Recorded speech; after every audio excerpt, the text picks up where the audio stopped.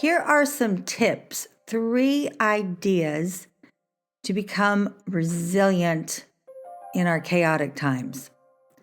I came up with this idea because I met Regina Phelps through LinkedIn. I'm always looking for women who are doing amazing things with their lives.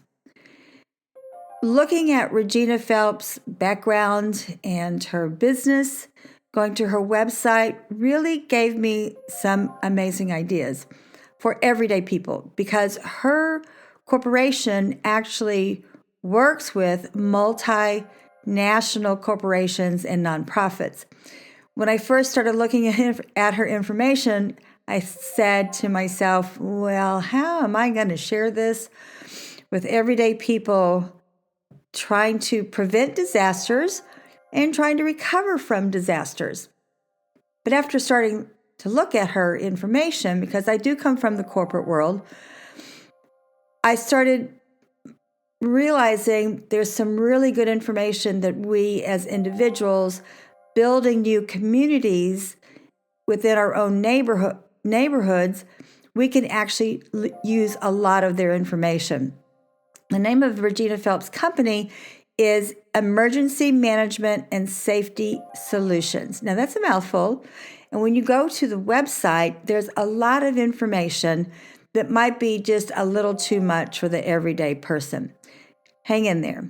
Because what I want you to do is I want you to go to the area where it says Incident Command Systems. One of the ideas that I pulled out of this research for her is that to prevent disasters and to actually recover from disasters, you always need a team, a tactical team. And that means people who can take charge, but in specific instances. And let me take this to a very easy area that we can all learn from. And that's 3 ideas to become resilient now, to prevent disasters, and to recover from disasters. Now, hear me out here. Very different from Regina Phelps, but I got these ideas when I was looking at her corporate information. Number 1, know who your friends are. Know who your friends and colleagues and neighbors are. Get to know them now. Ask them if they would be interested in building a neighborhood team where everybody has a specific task that's based on their strength. Regina's background is she was a nurse 40 some odd years ago. Scientific, right? Nursing, you can't get any more caregiving than that. So maybe there will be somebody in the neighborhood who is a nurse. Perhaps they're caregivers. They understand this kind of approach to prevention and disaster recovery. Then you need someone who could be a builder, really with their hands, like they can build things, or they can help somebody's house if that hurricane comes through and they didn't want to evacuate. Maybe you have someone who's really good at making presentations. They could get out and get perhaps funding. So you want to build a tactical team, and you want it in your neighborhood because this is how you can prevent disasters on a very local level, which really, I think that's going to be our strength going forward to get out of these chaotic times. So that's number 1, is know who your friends and family are, your friends, family, colleagues. Build a team. Secondly, and I have talked about this on my podcast for over 2 years now, create a community garden. Now, perhaps you can't do what we have in Gulfport, Florida, but I have seen community gardens when I lived in New York. When I was on the train going into the city, Harlem, you could see them from the train. In Harlem, people just took over a plot of land and had all kinds of amazing vegetables. We had one up in my neighborhood in Hyde Park, New York. One of my best friends in Croton-on-Hudson. This guy's got a crazy backyard garden, crazy. Now, perhaps you can't find a plot of land. The land that we have in Gulfport, it wasn't donated to us, but they said you can, if you just pay the water bill, we'll let you have this. It's in a neighborhood. We don't even disrupt people except on Tuesdays and Saturdays when all these darn cars, the volunteers show up in their cars. Me, I bike, okay? I'm way cooler than them. And if you don't, because you're going to need someone who builds raised beds. Our raised beds are probably 3 feet by 7 feet, maybe 6 feet. If you don't have someone who wants to build raised beds in vacant land or in their backyard, perhaps 6 or 7 of the neighbors within a couple of blocks of each other could say, look, I can do 1 or 2 raised beds. I would love to grow tomatoes and eggplants. Or another person I would love to grow green beans. I love green beans. And snap peas. These are all very easy things to grow. Then you have your root vegetables. The root vegetables this is our growing season in Florida from September until July. Then you have your root vegetables, turnips. I hate turnips, but I like the greens. So there are a couple of things that people can be growing. Therefore, what you want to know about is, what would people love to grow? What kind of foods? You can even grow trees. We have papaya, we have star fruit. So get together with your community and find out if somebody just wants, a couple of houses, 6 houses, whatever, what they would like to grow. And then you can share it. So that's a big deal, because trust me, we're going to have food shortages, right?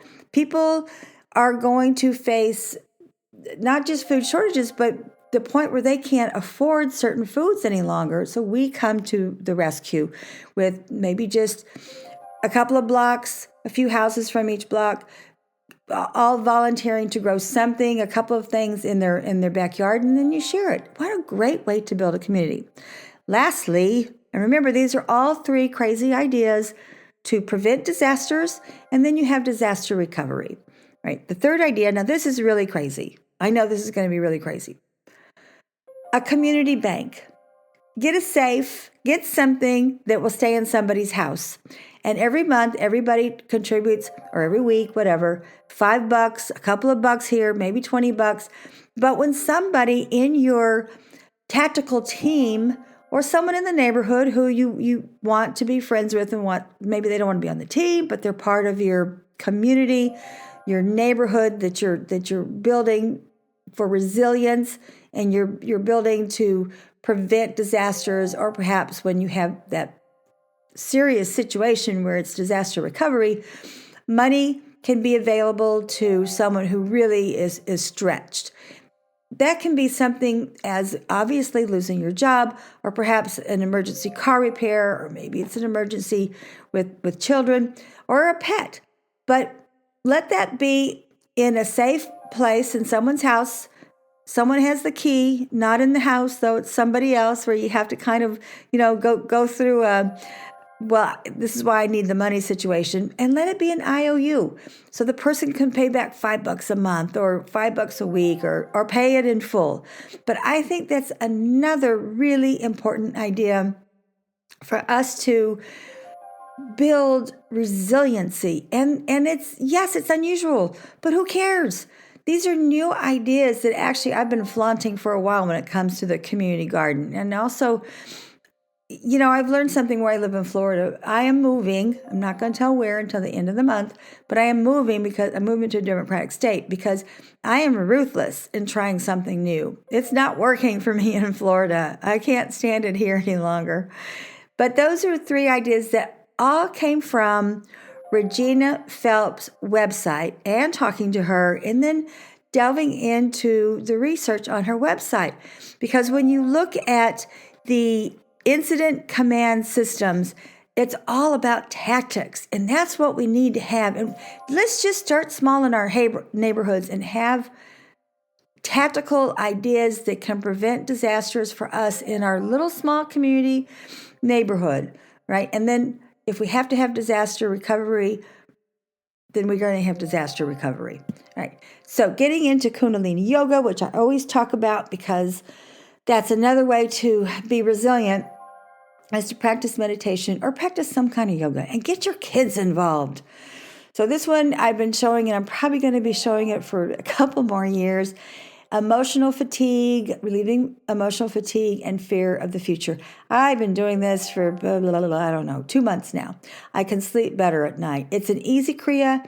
If you don't want to chant, all you have to do is sit still in a chair on your couch, listen to it. I think it's about 18 minutes. I don't really time it, but just sit still and listen to the music, if nothing else, and listen to Howard Prakash's voice. This is not voodoo. It's really, really great information, and it will make you powerful from within. You will build your own resiliency. I cannot stress this enough that people start doing something like that. All right, I feel like I'm lecturing. Lastly, food and wine. We might have a shortage of wine, even though we've had a glut for the last few years. Who knows what's going to go on with the tariffs and all that nonsense? But we're getting into spring. I've mentioned before that I'm a vegetarian. I've been a vegetarian for 40 years, so all I'm going to talk about is vegetables and wine. By the way, there are a lot of sustainable wines, which you should really, really, really, really, really look into. Yes, they're a little more expensive, so I understand, but don't buy that swill. Anytime you see 25 cases stacked in your wine store, don't buy it. It's been treated with chemicals. But people, like for me, Vermentino is from Italy. It's a really cool wine. It's usually not very expensive. Like Albarino's, and then, there's another one from Portugal. Gosh, I can't remember the name of it, but it's a coiffer. It's always like, I don't know, 10 or 12 bucks. But all of these are easy to drink wines by the pool, on the patio. We call them patio pounders. So you want to have lighter fare with that. Lots of salads, Bordeaux Blanc and guacamole is my favorite food pairing in the whole world. It's really good. What you want to think about when you're pairing food and wines is that, what does the wine taste like? Because I always choose the wine first and then I make the dinner or the lunch. Usually my wines will have a citrusy, kind of earthy flavor to it. So I'm going to want something like maybe portobello mushrooms, or I love arugula. Actually, I grow arugula at the garden, and I'm selfish with it. But you want to think about, for instance, I love tomatoes. I love grilling. I love grilled eggplant. I love grilled tomatoes. And then I just put it with maybe a little risotto or a little bit of pasta. Simple dishes. So stop with the meat, okay? Because you're going to save yourselves a lot of money and your health is going to improve. All right, wrap this up. I want you to check out Regina Phelps' website because it's really fascinating information that she has been doing this for 43 years, helping multinational corporations with mainly pandemics, but other serious topics, other serious disaster programs also. Because you'll get some ideas once you start going through the website. You'll get some ideas that maybe will help you with building a community in your neighborhood. Practice Kundalini yoga. Practice any kind of yoga. 10 minutes in the morning. Don't turn on the news. Right? Don't do anything negative. And lastly, if you are going to imbibe, do it in moderation and just eat vegetables. Stop eating meat. All right, I'm only kidding about that. Well, I'm not, because I'm a vegetarian. So to wrap this up and to say goodbye, my name is Valerie Hale. I create this podcast once a week to help people with their mindset, because thoughts become things. So there's always DIY self-care. There's always links to everything for free that will help you become a more resilient person. I also teach a private one-on-one public speaking class. If you're an introvert, this is the easiest class you'll ever need to help you make better presentations. Merci, au revoir.